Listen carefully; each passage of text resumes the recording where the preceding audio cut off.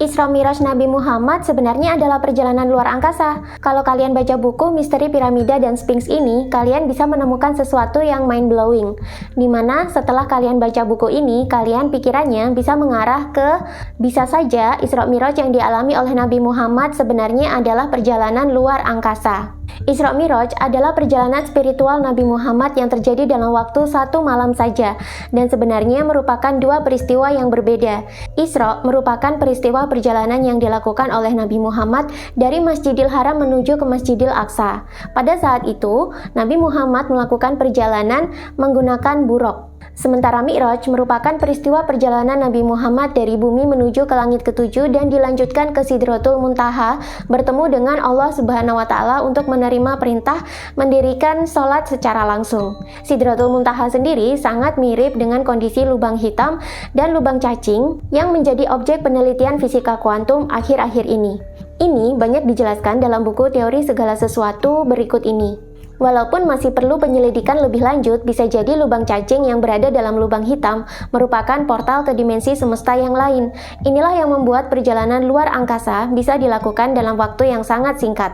Peristiwa Nabi Muhammad melintasi langit saat Isra Miraj ini adalah bukti bahwa Nabi Muhammad pernah melakukan perjalanan luar angkasa, dan buraq yang beliau kendarai bisa saja merupakan sebuah wahana antariksa yang memungkinkan manusia meninggalkan bumi dan menjelajah ruang angkasa dalam waktu yang relatif sangat singkat.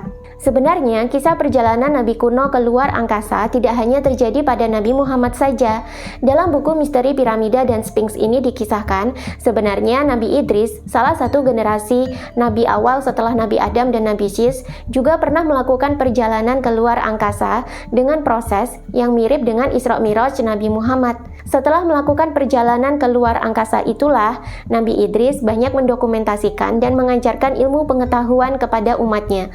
Bahkan bisa membangun kompleks piramida agung atau Great Pyramid di kawasan Mesir kuno. Bagaimana nabi-nabi zaman dulu pernah melakukan perjalanan luar angkasa, padahal sampai sekarang belum ada pesawat atau roket yang mampu menembus planet lain? Dalam buku Misteri Piramida dan Sphinx ini dijelaskan bahwa Nabi Idris dulu pernah naik ke planet Saturnus dan berputar mengorbitnya selama 30 tahun sebelum akhirnya beliau turun kembali ke bumi dan mengajarkan ilmu perbintangan kepada manusia.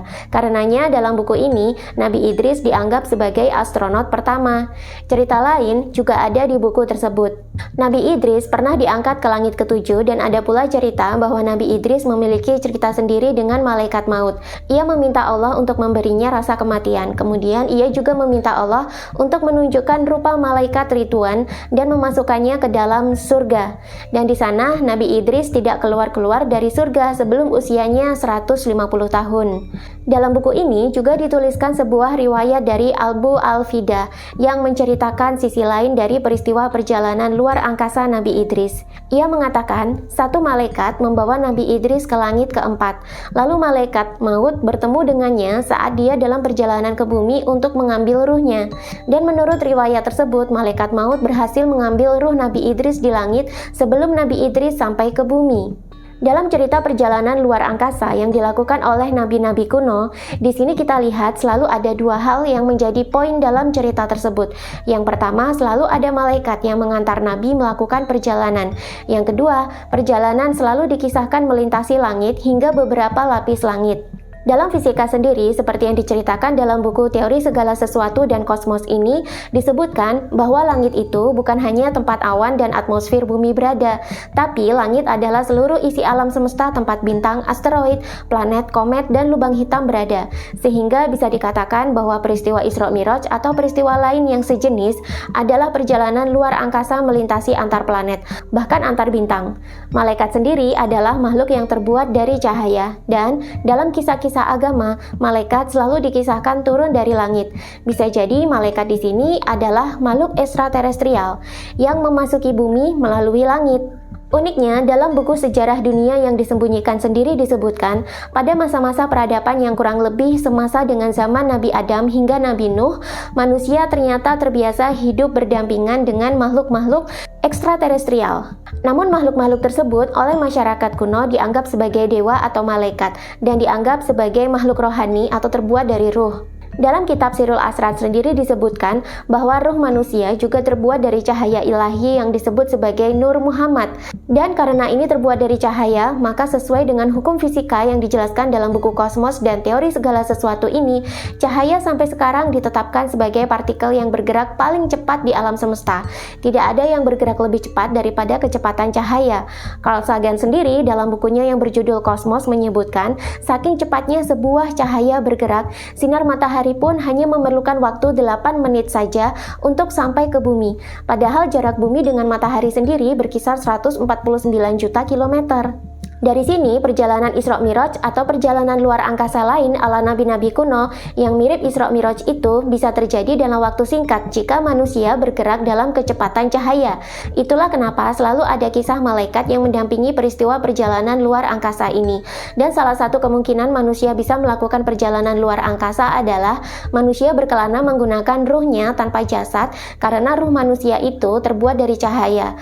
Kalaupun ada wahana seperti buruk dan sejenisnya, maka wahana ini kemungkinan juga bergerak dalam kecepatan cahaya. Nah, berdasarkan kisah-kisah kuno dalam agama ini, bisa jadi di zaman dulu sebenarnya interaksi manusia dengan makhluk-makhluk ekstraterestrial ini seharusnya sudah ada.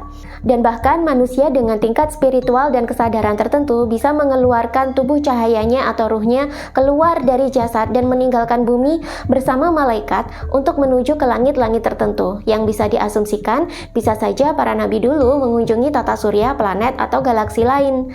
Nah, gambaran surga dan neraka yang dilihat oleh nabi yang melakukan perjalanan ruang angkasa ini bisa jadi adalah bentuk planet atau tempat lain di alam semesta yang memang memiliki visual mirip seperti neraka dan surga sungguhan. Para peneliti saja baru-baru ini menemukan sebuah planet neraka yang berselimut magma. Planet berbatu ini disebut 55 Cancri A yang juga dijuluki sebagai Johnson.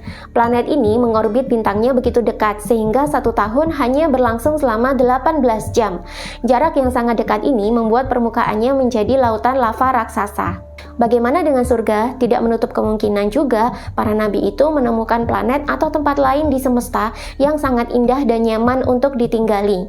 Jika manusia tinggal di sana, maka yang ada hanyalah kebahagiaan dan kedamaian, mirip gambaran surga dalam kitab-kitab agama.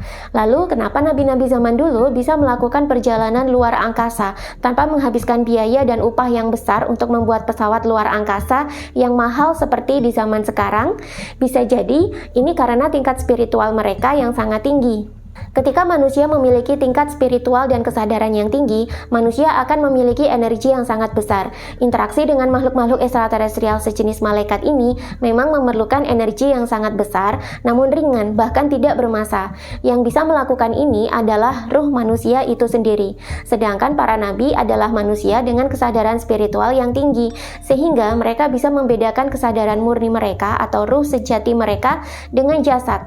Jasad adalah wahana ruh untuk hidup dan bekerja di bumi yang 4 dimensi. Sedangkan ruh adalah esensi murni manusia yang bisa bergerak dalam kecepatan cahaya dan memiliki energi yang besar. Untuk berinteraksi dan bertemu dengan malaikat sendiri dibutuhkan energi dan kesadaran yang sangat tinggi. Karenanya interaksi ini sulit dilakukan oleh manusia biasa tanpa memiliki kesadaran spiritual yang cukup. Bahkan cahaya dalam fisika pun bisa merambat di dalam ruang hampa, sehingga ruh manusia juga bisa bergerak di antara ruang-ruang hampa antar bintang dengan kecepatan yang konstan. Selengkapnya bisa kalian baca sendiri di buku-buku yang aku sebutkan dalam video.